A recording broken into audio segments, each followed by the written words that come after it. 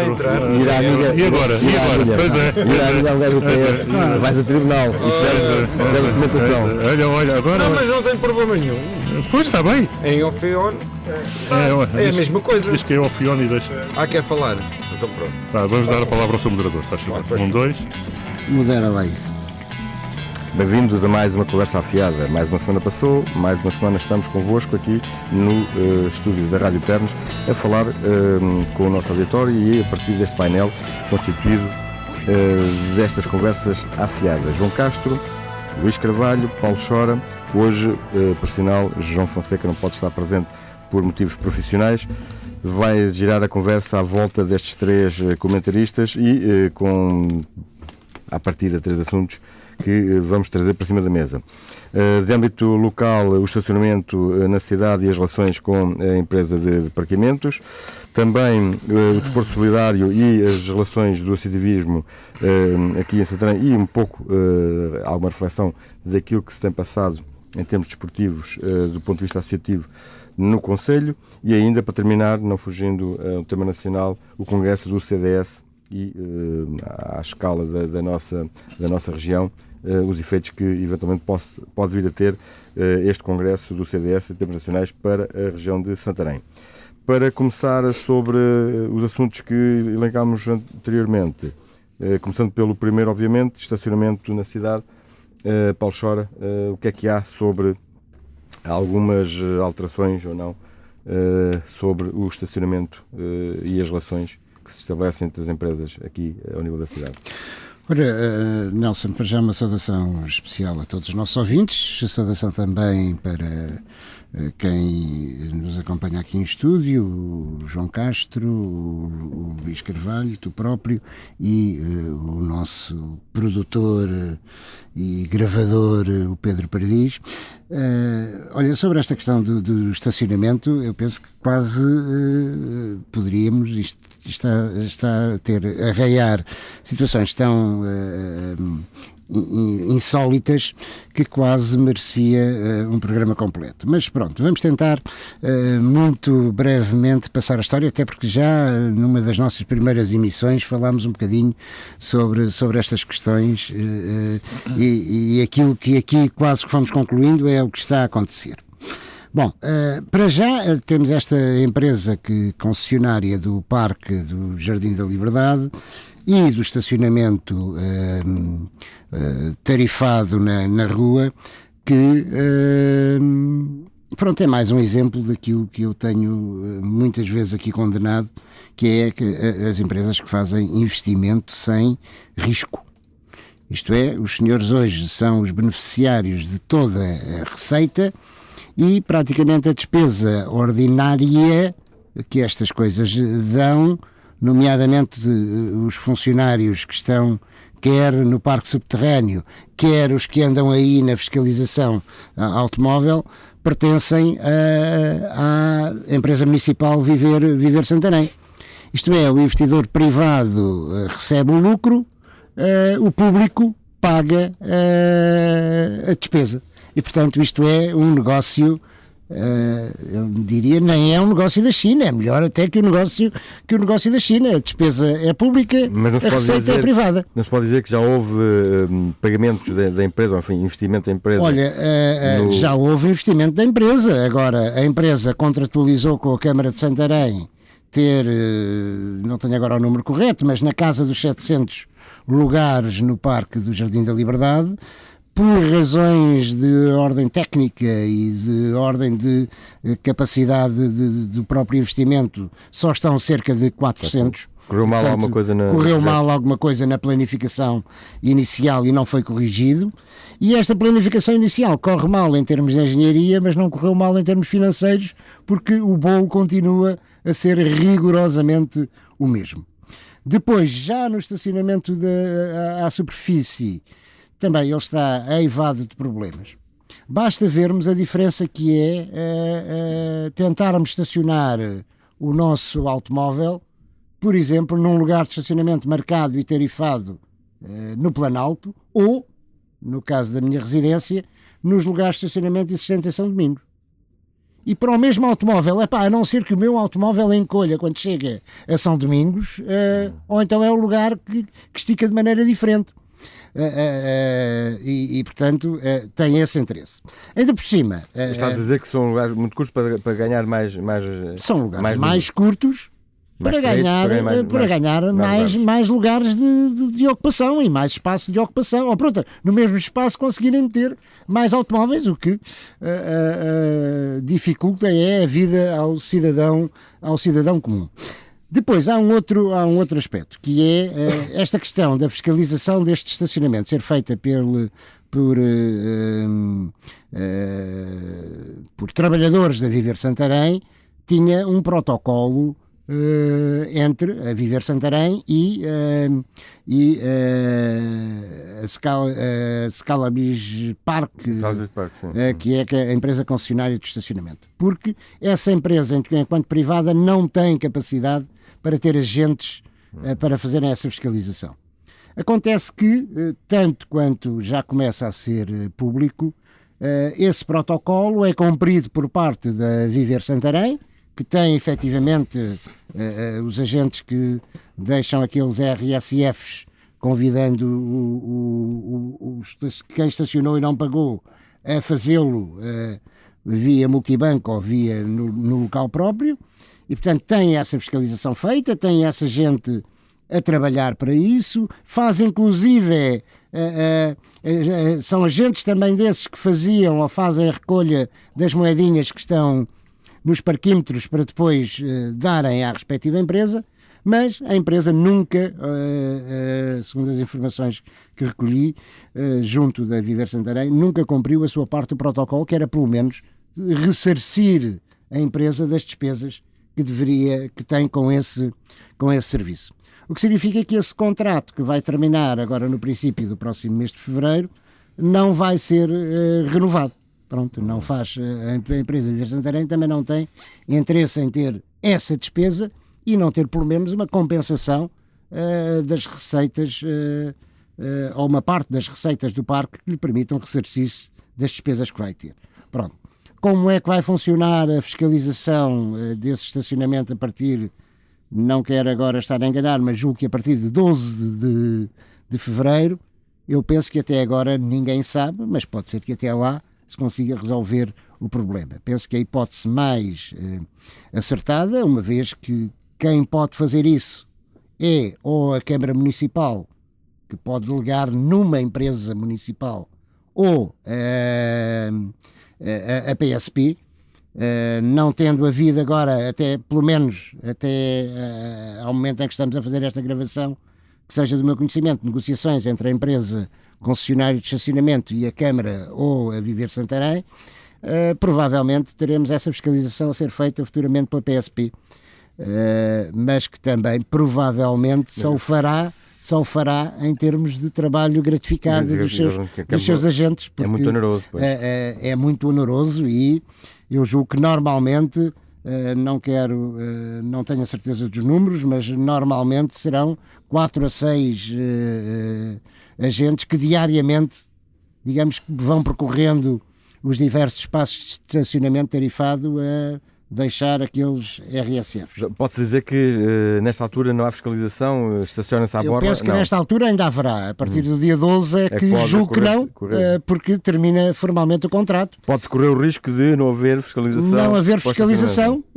o que significa que se calhar seria uma bondade do concessionário do parque e se calhar não valerá a pena pôr as moedinhas. Inclusive eu já ainda hoje, no momento ou no dia em que estamos a gravar isto, passei por um dos célebres parquímetros que aí está, que está completamente violentado, sem já a caixinha das moedas, nem sequer a aparelhagem necessária para lá se introduzir as moedas e para emitir tickets. Não sei se foi alguma avaria, se foi já algum ato de vandalismo de alguém que se quis apropriar desses dinheiros que lá estavam. É aquela questão de que efetivamente esta questão dos parquímetros começou logo mal desde o início, porque inclusivamente nós temos aqui um conhecido advogado da nossa praça que, enfim, em termos jurídicos,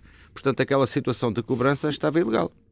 E toda a gente sabe, é comum. Sim. É uma das pessoas que até é tão conhecida na cidade que continua a estacionar no mesmo local e enfim, os fiscais, ou por indicações superiores ou não, já nem sequer multam esse nosso advogado. E acho que ele tem, portanto, razão, porque se fosse uma empresa diretamente como é em Lisboa, na EML, e ajuda-me lá se eu tiver errado.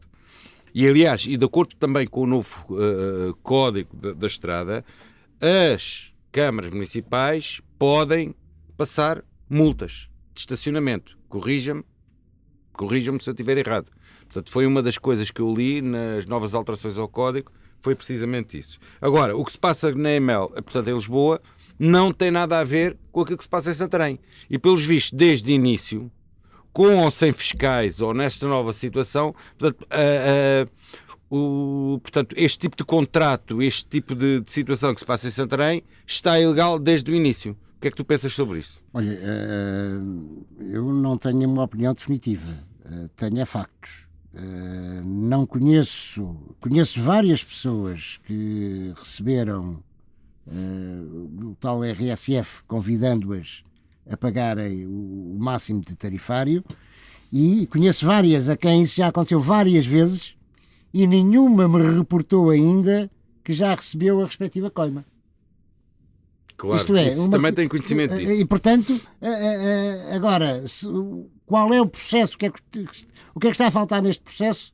Confesso que não sei, mas se calhar admito que a opinião desse conhecido advogado, não é só ele, podemos citar o nome, pessoas que têm coleções de 30, Dr. Carlos Nestal, e outros que têm enormes coleções dessas, nunca viram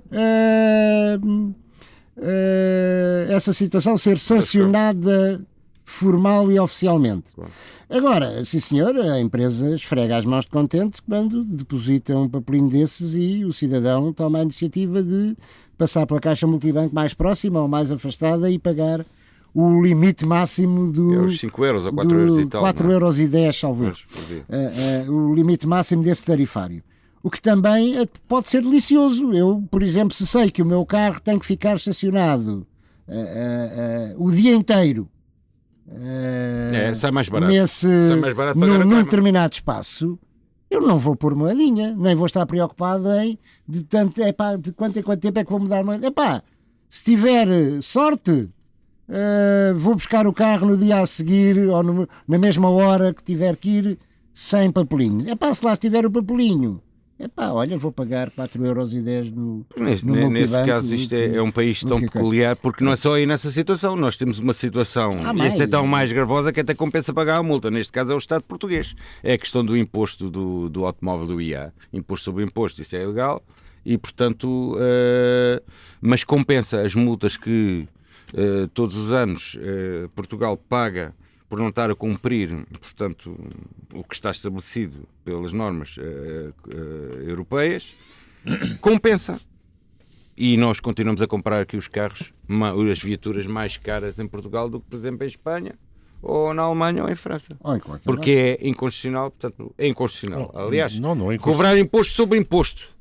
Pelo menos acho que isso é tu que andas sempre com a Constituição aí. Hoje não trouxeste, mas é assim, eu acho que é ilegal cobrar-se imposto sobre imposto. Mas como aqui, atualmente, por questões de troika, isso já se faz, eu também quero não ponhas a troika. Não, mas isso já se faz. Pois, mas já se faz isso. É que... Cobrar imposto sobre imposto. Não, agora se calhar tens imposto sobre imposto sobre imposto. Pois. Mas isto não é o âmbito do programa, hoje falámos outra vez disso, que a gente andamos sempre aqui a bater, mas Luís Carvalho. Luís, com este cenário que o Paulo traçou, que consequências, o que é que se pode dizer disto? Olha, em primeiro lugar, saudar o auditório da Rádio Pernas, saudar o João Castro, o Paulo Chora. Desculpa interromper, eu não saudei, mas pronto, fica saudade aqui. Pronto, ok. Utilizas as minhas estava a dizer saudar o João, o Paulo e o Nelson Ferrão e também o nosso produtor técnico e especialista e que permite que a emissão vá com grande qualidade para o ar, que é o Pedro Paradis. Não fales muito porque ele já está babado. Nelson, Eu tenho estado aqui, enquanto tenho estado aqui a ouvir os meus queridos amigos, eu tenho estado aqui no dilema sobre se deveria dizer ou não aquilo que me apetece dizer. Mas se calhar lá vai, correndo o risco de vir a ser processado pela empresa ou pela autarquia. A construção deste parque e a concessão deste parque devia ser caso de polícia. Devia ser caso de polícia. E um caso de polícia para ser bem investigado sobre a forma pouco ou nada transparente como isto foi adjudicado à empresa em causa. Porque vamos recordar um bocadinho e muito sucintamente. Quando a Câmara de Santarém lançou-se, não me recordo se foi em 2007, penso que foi em 2007, o concurso, ou abriu o concurso para a construção e concessão do parque, era prevista a construção de 400 e qualquer coisa lugares de estacionamento. As empresas concorreram, todas elas apresentaram um projeto, uma proposta com esses números, mais 10, menos 10, à exceção da ABB, que apresentou uma proposta de 774 lugares. Eu gostava, que era mais vantajoso. Logo aí gostava de saber onde é que os técnicos, engenheiros da ABB se foram basear para apresentar uma proposta desta dimensão, que é quase o dobro, não é? Mas era quase o dobro daquilo que estava... Para o mesmo espaço. Para o mesmo espaço. É ao contrário das outras que não apresentaram isso. Esta proposta, não foi só, mas a questão de se propor a construir um parque de 774 lugares foi, diria, decisiva na atribuição da concessão à empresa.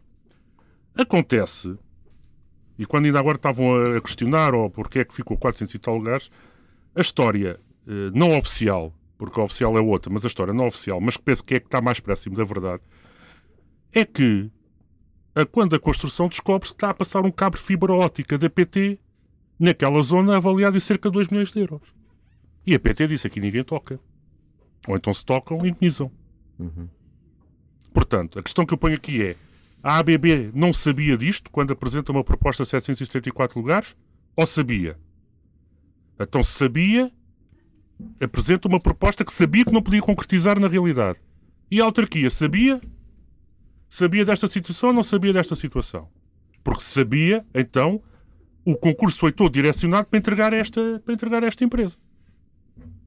Uhum. Portanto, começamos logo por aqui. E depois o que é que aconteceu? Claro, construção, o cabozinho de fibra óptica, não se pode construir 774 lugares, construiu-se os tais 400 e qualquer coisa. E depois a Câmara, ainda boa rapariga, não é?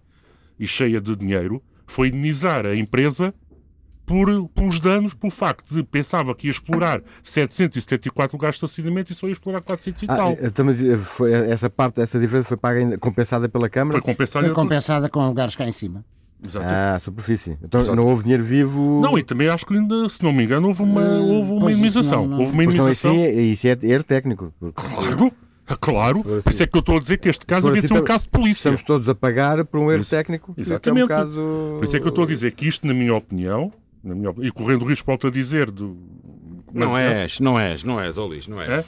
Quem diz a verdade... Devia ser um caso de polícia. Não, porque não se entende como é que, primeiro, a Câmara diz que quer construir um parque para 400 e tal lugares. Portanto, eu vou partir já do princípio, não posso partir de outra forma, quando a Câmara elabora o caderno de encargos e elabora toda esta situação, sabe que está ali a passar o cabo de fibra óptica e, como tal, não comportava 700 e tal lugares. Porque é como... E a Câmara saberia... Só realçar aí uma coisa. Esse cabo de fibra óptica é o nervo central de comunicação em fibra óptica do país. Exatamente. É verdade. É a grande autoestrada, de comunicação de fibra óptica em Portugal. A pergunta que tem que se aqui colocar é porquê é que a ABB, a empresa que foi concessionada, apresenta uma proposta de 774 lugares e as outras não.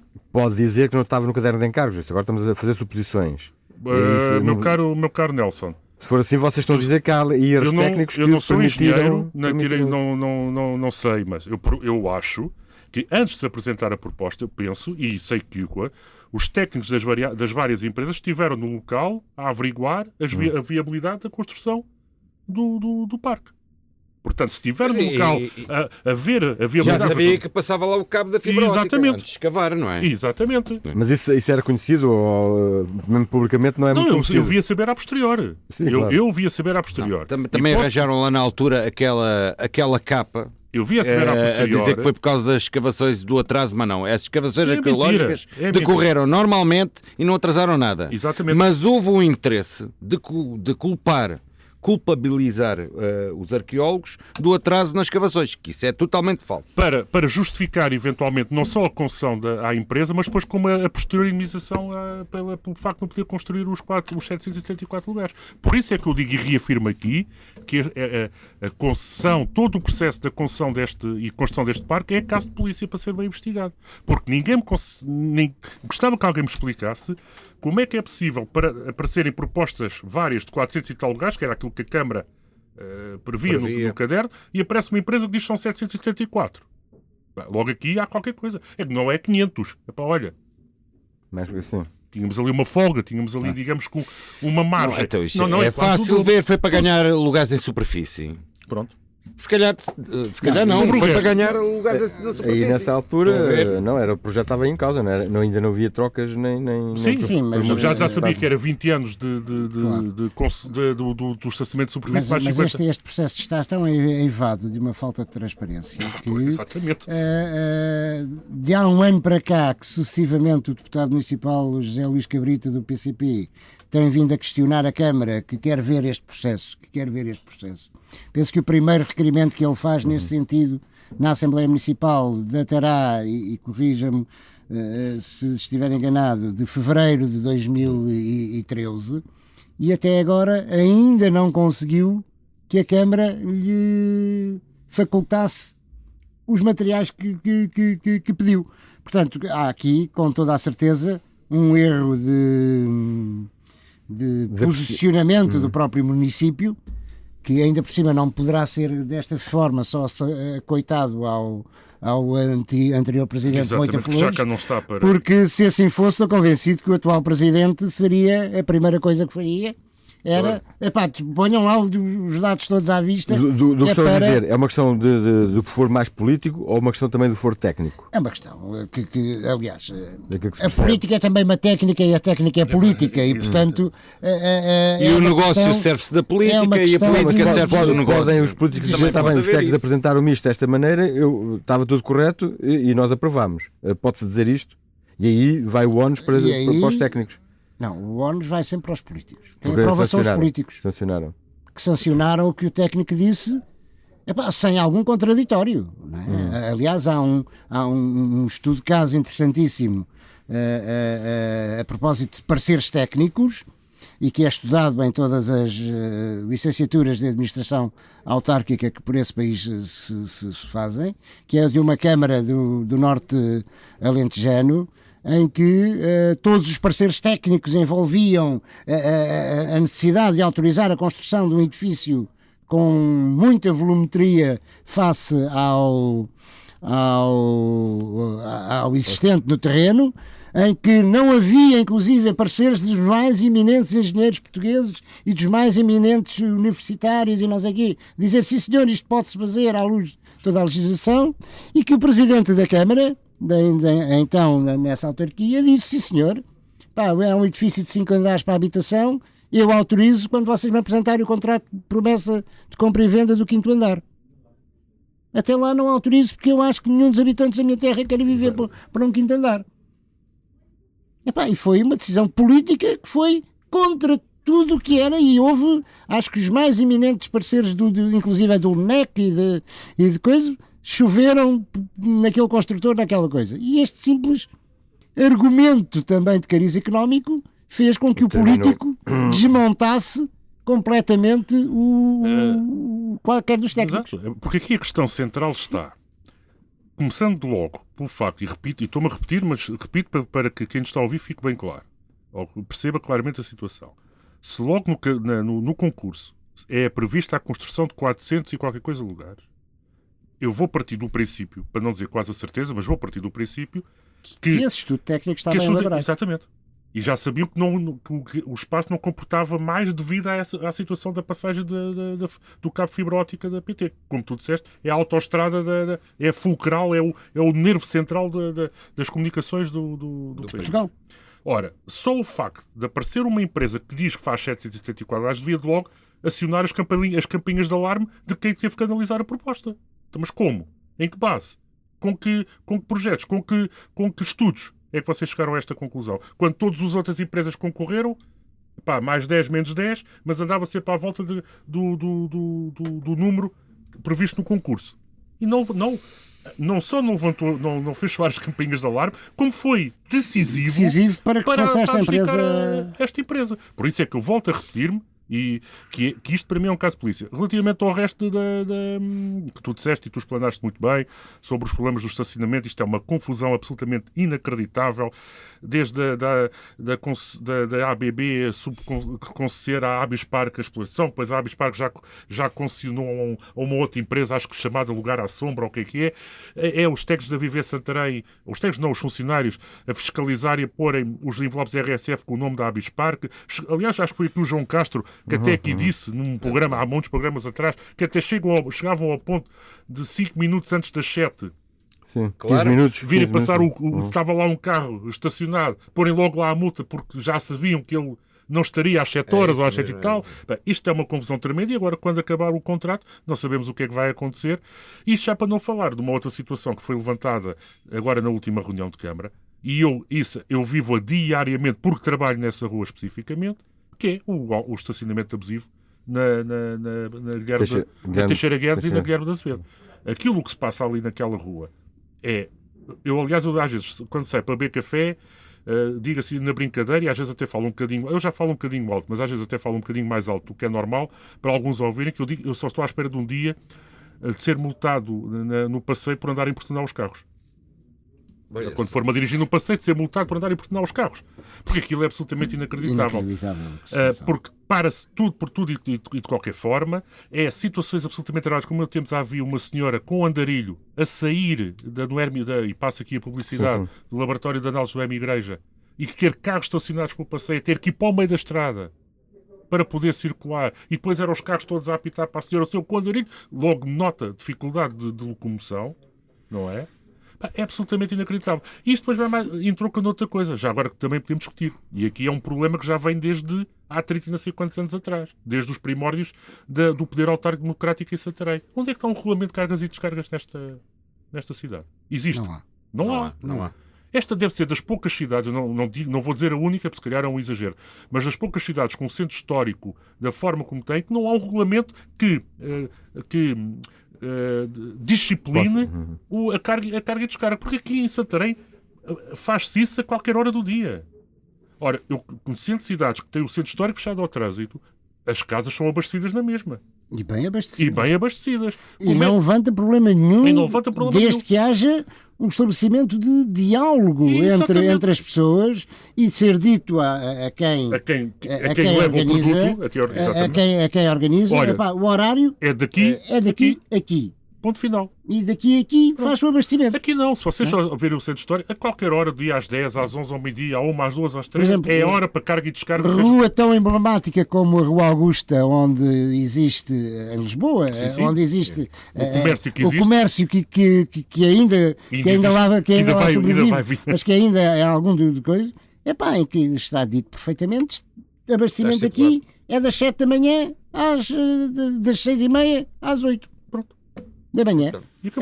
E quem programa essas rotas já sabe, quando tem que ir abastecer ali naquela rua, naquela cidade, se a mesma empresa, se uma determinada empresa tem que ir abastecer a Lisboa, que sabe de ser àquela hora, pode deixar Santarém para as 10 ou às 11 ao meio-dia, porque sabe que não pode vir a qualquer hora.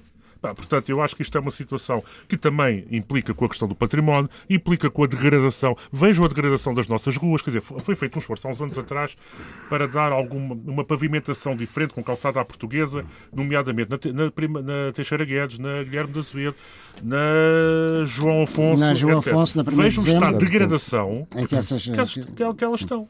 Olha, já agora estamos aqui o João também, enquanto o património, a falar do que é que... E é curioso que das alterações recentes ao Código da Estrada, que entraram em vigor este mês, há algumas que eu, sinceramente, enquanto cidadão, não consigo perceber, enquanto cidadão e condutor há mais de 20 anos, não consigo muito perceber rapidamente. como é que é, mas há uma permitiu-se a construção de Santarém... ciclovias e agora no Código de Estrada já não, havendo ciclovia, já não é obrigatório. Os ciclistas circular na ciclovia podem circular na estrada. Pronto, há aí algumas aberrações, mas há uma questão curiosa que eu acho que Santarém poderia e deveria explorar, que é as zonas de tolerância de trânsito e a pé. E essas, fundamentalmente, as ruas que há bocado citaste. E se calhar a Brancampo Freire e a Miguel Bombarda poderiam ser efetivamente transformadas em ruas dessa tolerância, estudando a situação. E olha, aqui fica uma sugestão para quem nos ouvir. Caso as pessoas não saibam, nesse momento foi agora subdividido até a 31 de dezembro, circular dentro da localidade, o máximo era 50 km/h. Foi agora subdividido para mais 2 parâmetros, que é zonas residenciais com circulação simultânea e à vontade, digamos assim, de peões e automobilístico, para melhor exemplificar a zona onde nós moramos, em São Domingos. Portanto, é uma zona que pode ser utilizada por peões e por automóveis sem que haja problemas de maior, passa para 30 a velocidade máxima. Para arruamentos ou para zonas em que não há passeios porque a largura da rua não permite que haja passeios que permitam as pessoas circular, caso das ruas que eu referi aqui no centro histórico, a circulação, o máximo de velocidade é 20 à hora. Mas como eu também digo na brincadeira, quando se tivesse essas ruas de Santarém tivessem cheias de peões a andarem, depois a gente não conseguia passar a 20 a hora, tinha que estar parado, mas ainda era bom que houvesse muita gente a andar nas ruas, que era sinal que a cidade estava com vida, que estava com dinâmica, não, mas, Luís, com sucesso. Frisaste aí uma questão, que é a questão do património. Obviamente que os centros históricos têm que ter carros. Tem que ter. Tem que haver acesso.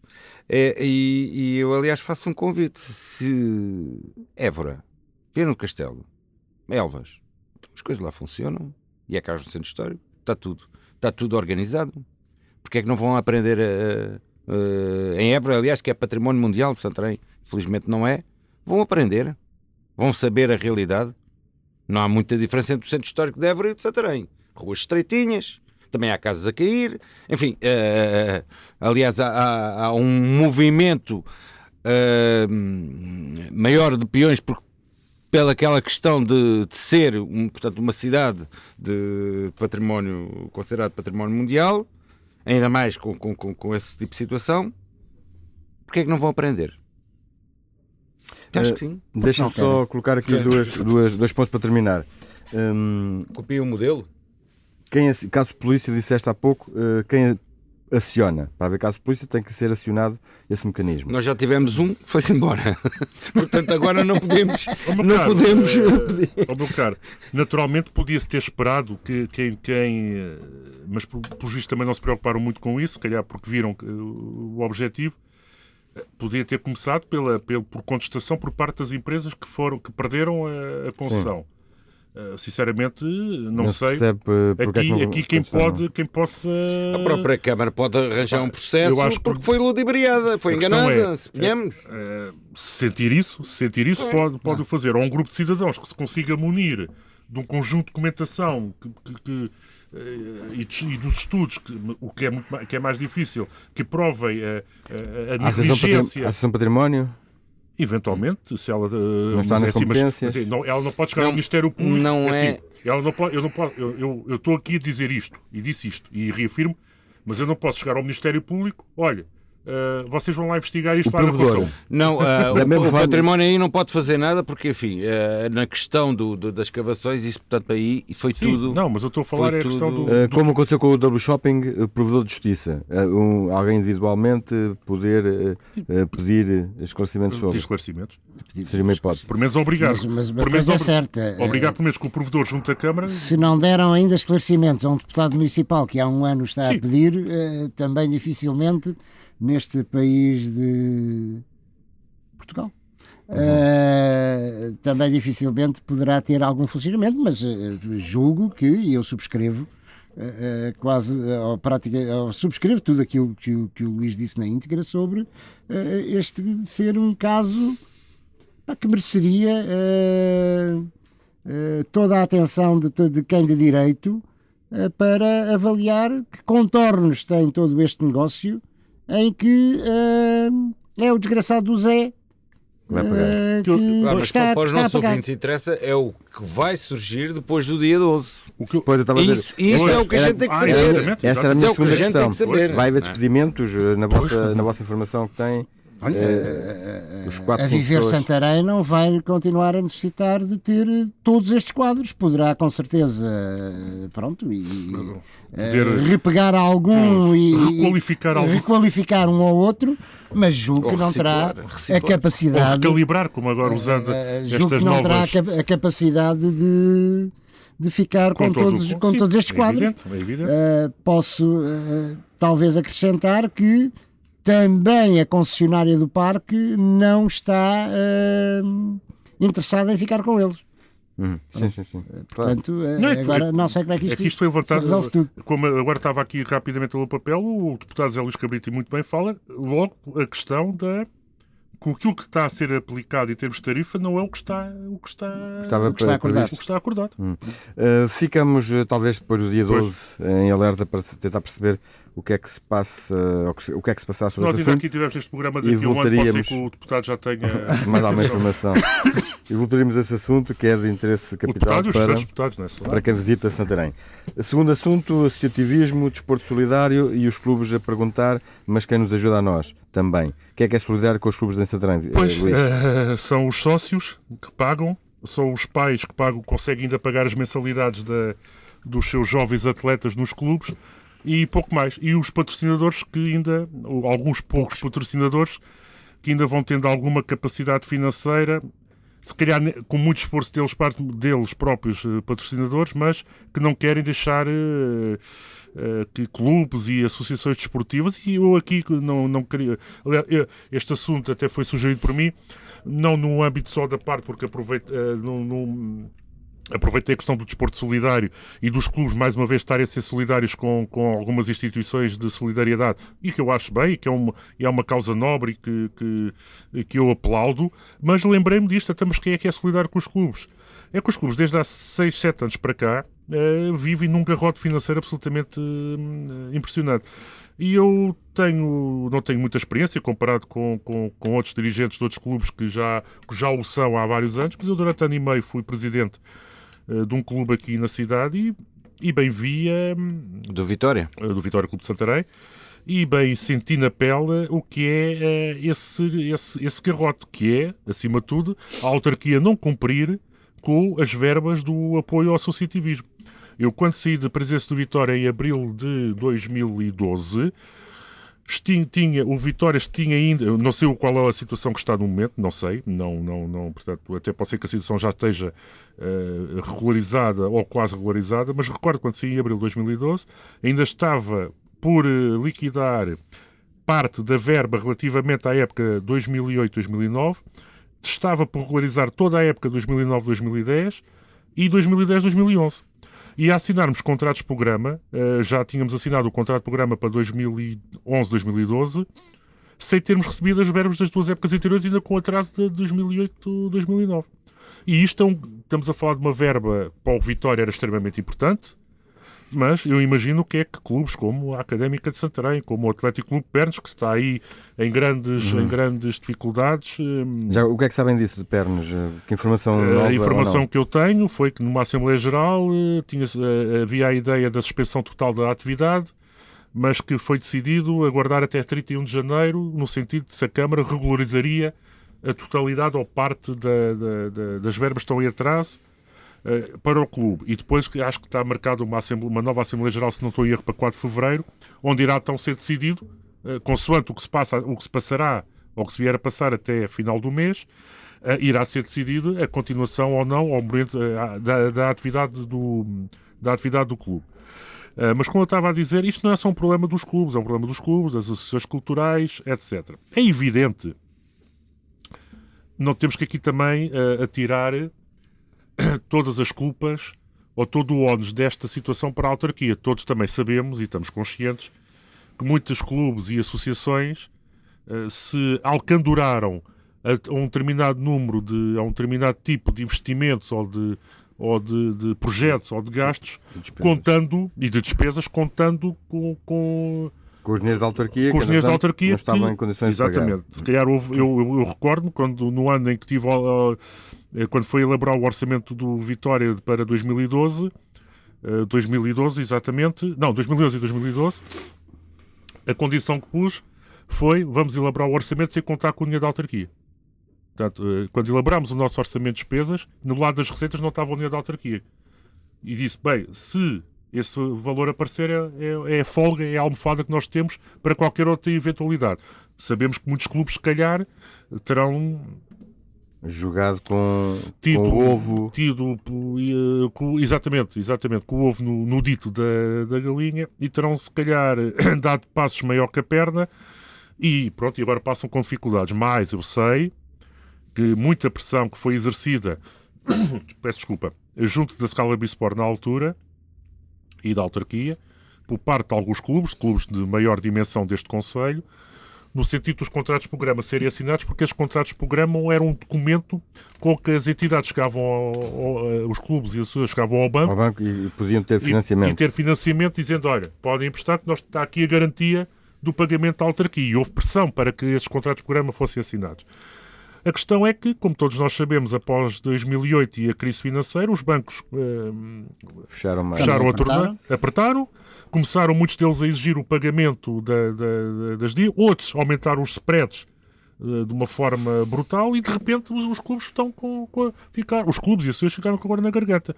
Volto a dizer, a autarquia não cumpriu com aquilo que estava contratualizado, ao contrário de outras autarquias aqui à volta. Sei que a Câmara de Navente, por exemplo, ainda há pouco, na segunda-feira, a falar com uma pessoa ligada ao desporto de Navente, que está perfeitamente em dia. Portanto, a Câmara de Navente tem todo essas verbas em dia com os clubes. Sei que a Câmara de Almeirim também, se não está em dia, poderá ter no máximo um mês de atraso.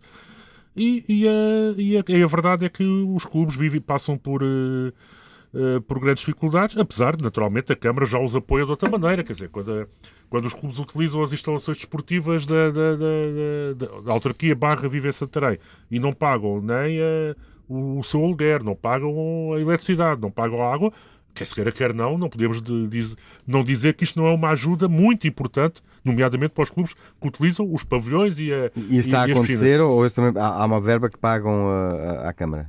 Não, isso não por enquanto. Poderá, num qualquer futuro, poderá vir a acontecer, eventualmente, a Viver Santarém, caso essa empresa continue como tal, ou Scala Bisport, ou a autarquia, poder eventualmente cobrar, portanto, o espaço de utilização aos clubes. Eu sei que é uma ideia que já estava na mente dos responsáveis e que só não avança porque, perante esta falta de cumprimento por parte da autarquia do apoio ao associativismo, mas não deixa de ser verdade, volto a dizer, peço desculpa, uma vez mais, volto a dizer que é um apoio significativo o facto dos clubes usarem espaços sem terem que pagar. Aliás, uma das críticas e uma das queixas que o presidente do Pernes utiliza é que diz que eu tenho lá o campo que até nem é do Pernes, e eu tenho que pagar a água, tenho que pagar a luz. Claro que depois temos o contraponto, que é verdade, mas mais ninguém lá treina, ou seja, ninguém diz ao Atlético Pernes, tu das tantas às tantas não treinas, porque vai lá a Académica, vai lá a União de Santarém ou aos Caixeiros. Enquanto no pavilhão, o pavilhão é verdade, a nave e o pavilhão são um, e que são utilizados por vários clubes. Portanto, não é exclusivo ao contrário do pavilhão municipal, do velhinho pavilhão, porque em face ser único com porta-tabelas, está durante a tarde toda até à noite entregue ao Hockey Clube de Santarém para a atividade quer da patinagem, quer do hockey patins. O PAEL não o PAEL acertou as contas. Mas o problema é que o PAEL ainda só vê uma transcita. É que só vê uma transcita. Paulo, para terminar este ponto, tentar complementar e concordando contigo, acho que se fosse ainda hoje o Presidente do Vitória, a única coisa que acrescentarias é que já não assinaram contrato de programa para 2013. Exatamente. Pronto, e portanto... Os clubes não assinaram. Os clubes não há... A autarquia decidiu a partir de 2013... Absoluto corte não há apoio ao associativismo. Apoio ao associativismo. Seja qual for. Desportivo. Não. Desportivo cultural também... Penso que sim também. muito desportivo, tenho a certeza. Muito sui generis, com situações de alguma forma muito sui generis, mas poderemos ir por aí. Porque a questão passa, e há agora, aliás, julgo que a imprensa desta semana reflete um bocadinho isso e vem já alguma referência. Eu confesso que ainda não li o artigo, salvo erro, do Ribatejo, onde se vem a falar sobre essa questão, que há agora dinheiros a entrar do PAEL diretamente para o associativismo, que vai, se calhar, retirar da agonia algumas destas associações. Por outro lado, eu penso que há uma política, e aqui é já uma política herdada pelo atual executivo PSD, há uma política também do municipal do associativismo, que é criar, por parte das associações, alguma dependência daquilo que é o subsídio camarário, e que levanta agora graves dificuldades de funcionamento a esse movimento associativo, porque na conjuntura que estamos, a autarquia não tem dinheiro para solver esse tradicional compromisso. Pronto, há aqui, parece-me, um erro. Subsídio de dependência? Estás a apontar? Não quero chamar-lhe subsídio de dependência, porque não, ou só subsídio de dependência, porque penso que o movimento associativo ainda vai conseguindo gerar alguma mais-valia, mas não a suficiente. É evidente que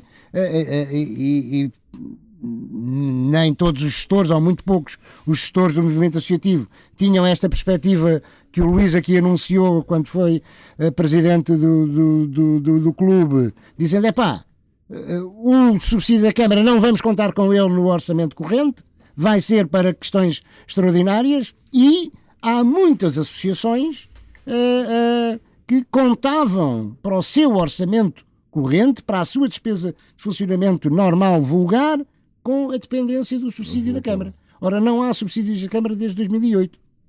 Não há também, não conheço nenhuma associação que se tenha extinto. Algumas reduziram muito a sua atividade e reduziram... Tiveram que fazer ajustamentos. Fizeram os seus ajustamentos e sobrevivem. Não é? Mas eu não conheço nenhuma que receba subsídios desde 2008, a não ser... E aí... apoios pontuais. Louvo... Não. Louvo o técnico ou o político que tomou esta decisão, que é...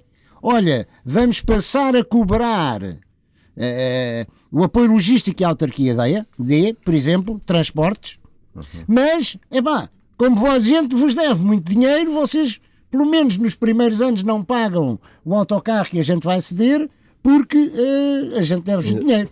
E, portanto, tem-se utilizado este subterfúgio, que é uma obra de engenharia financeira. É uma mera obra de engenharia financeira. Sim, senhor, a Câmara deve àquele clube 10 mil euros, um autocarro custou 100, pronto, passamos só a dever 9.900. Mas é uma pura engenharia financeira que elimina uma dívida anterior da Câmara e disponibiliza um apoio logístico à coisa. Outras autarquias, e o Luís citou, por exemplo, Benavente, que eu acho que é extraordinária e é um exemplo que deveria ser seguido em termos do associativismo, em que a Câmara, sim senhor, avalia as suas disponibilidades, e é o próprio movimento associativo que criou um regulamento de como é que, perante a disponibilidade decidida pela Câmara, ela é gerida pelas diferentes associações e ela é distribuída pelas diferentes associações. Há outras que se orgulham, e ainda há menos de um ano conversava com um ex-presidente de Câmara, que também, pela limitação do mandato, deixou de ser numa autarquia do Alentejo, que me dizia, isto é uma autarquia muito pequenina, mas o movimento associativo subsiste por ele. O total da soma que ele recebia diariamente ou anualmente, e fez esse estudo das contas de cada uma das associações, aquilo que é apoios camarários não passa dos 10% do total de receita gerada pelo movimento associativo. E mesmo esse apoio camarário ainda existente Esses 10%, grande parte dele ainda é em termos de logística, de colocar, sei lá, o funcionário camarário a ir garantir a iluminação da determinada festinha ou de determinado evento que se colocou. Mais pelos apoios logísticos. Mais pelos apoios logísticos do que pelo apoio financeiro. E o movimento associativo subsiste por si porque ele vai sempre encontrar, e isso é histórico desde que existe, vai sempre encontrar fórmulas de se autossustentar. Aqui, no movimento associativo desportivo, no caso concreto, os grandes financiadores são, e o Luís inteligentemente dividiu-os em três parcelas, mas que é rigorosamente só uma. São os pais dos atletas. Porque mesmo os patrocínios que falavas e que já são cada vez mais reduzidos, se calhar consegue-se o patrocínio da empresa XPTO porque porque o dono da empresa XPTO tem o filho a praticar desporto naquela modalidade. Ou por uma questão de relação de amizade. Ou por uma questão de relação de amizade do presidente do clube com... E então, eu quando falei em sócios pagantes, é claro que isso é uma... E sócios pagantes, pronto... Isso é uma ínfima... Não é efetivamente por aí que o... 10 segundos para terminar este ponto. Só dizer uma coisa simples. Portanto, a minha experiência na questão do associativismo foi na Associação de Defesa do Património, na direção, e posso dizer que... Também tinha um protocolo com o município. Eu vou já explicar o que é que se passou. Portanto, a última pessoa que pagou portanto, o subsídio à Associação de Defesa do Património é o nosso colega do programa da concorrência, mas aqui da rádio, que é o engenheiro Rui Barreiros, foi o último... Rui Barreiro.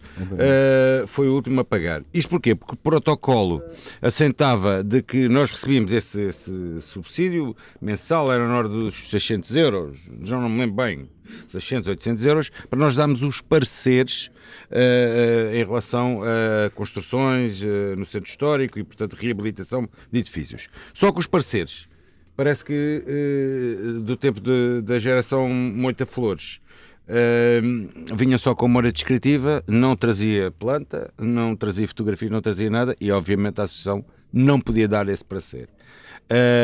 Propositadamente ou não, nós não podemos cumprir, mas a Câmara também não cumpria connosco. Portanto, as coisas processavam-se dessa forma e é triste isso acontecer. Mas é só aqui um depoimento de como é que as coisas processavam. E fica registado. Okay. Não temos muito mais tempo para este assunto, de resto também para outro assunto também não, mas rapidamente, um minuto a cada um. Congresso do CDS, o que se pode dizer? João Castro. Acho que deve começar o militante do CDS. João Castro, sim. Não, aliás, estes congressos antigamente os congressos eram 2 dias e mais, e tu lembras muito bem que havia o Congresso do Partido Socialista, o Tino Range, tinha a oportunidade, cada congressista tinha a oportunidade de dizer aquilo que queria. Mais substancial hoje. Não, mas em relação hoje o que é que se faz?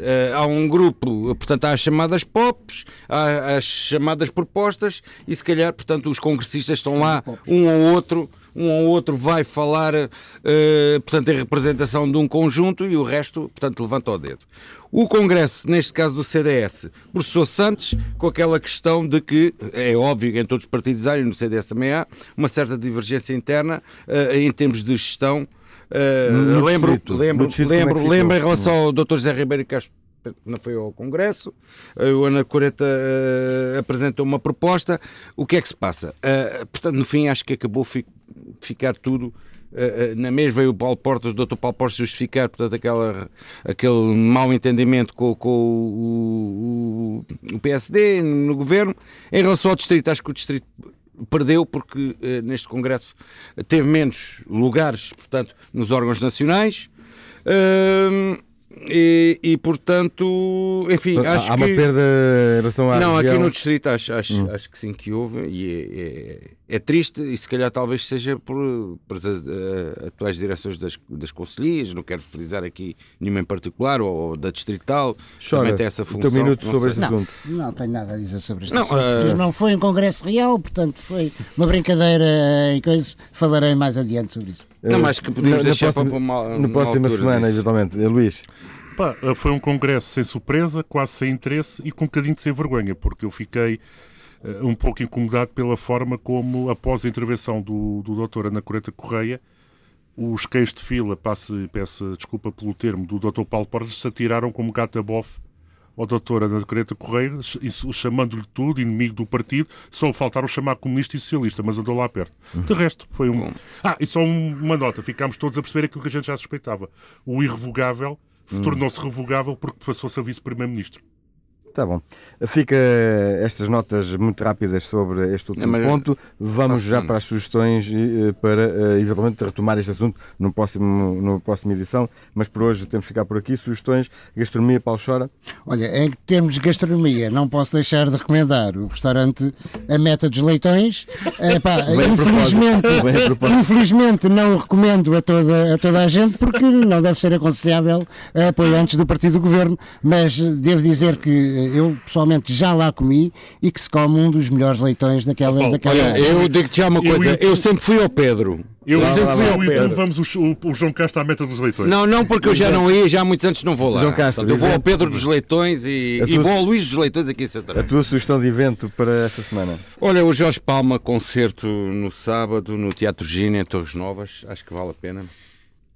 Deixa-me rir. Esta história não é tua. Jorge Palma e o filho juntos e ao vivo, então, em Torres Novas.